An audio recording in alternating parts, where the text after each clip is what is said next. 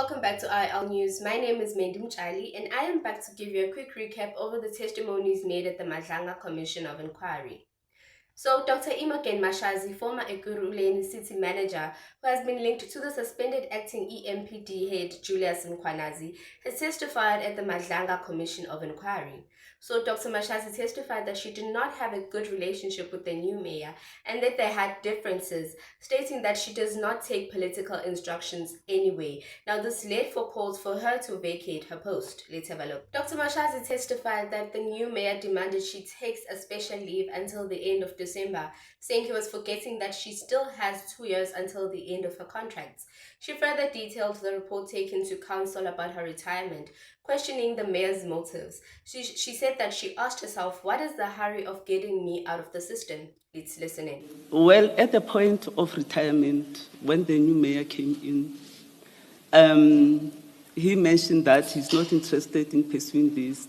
But obviously, because of the relationship I had, it was not a good relationship, I must indicate.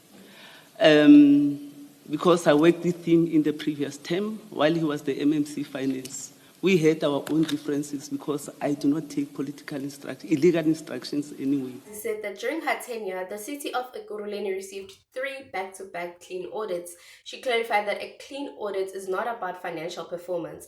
A clean audit is about service delivery. She further testified that the pressure she faced in her new term of office, revealing that she was faced with turmoil of criticism and social media insults. She claimed that she was the only city manager who was mostly insulted. I worked with him in the previous term while he was the MMC Finance. We had our own differences because I do not take illegal instructions anyway. So he decided that I must actually vacate. He called me to a meeting in September, I think it was 13 September, that I must take special leave until end of December. And then after December, he will actually, with his own ANC comrade in that meeting, 2 of them, I must take special leave, and then in December they'll review the payout for the remaining 6 months, forgetting that I have a two years until the end of my contract. In that meeting, I indicated to him that I have a 5-year contract which is legal, and the process of a waiver from the minister is not yet complete. The minister is still waiting for you to respond in terms of the new systems of delegation. During the meeting, well, the recommendation, everything changed. There was no longer mutual separation. The mayor proposed that I must be put on special leave just for 1 month. And I asked myself a question, what is the hurry of getting me out of the system? So Dr. Mashazi has testified about the widespread of sexual abuse in the EMPD, stating that women complain that for them to be promoted, they must actually sleep with those men.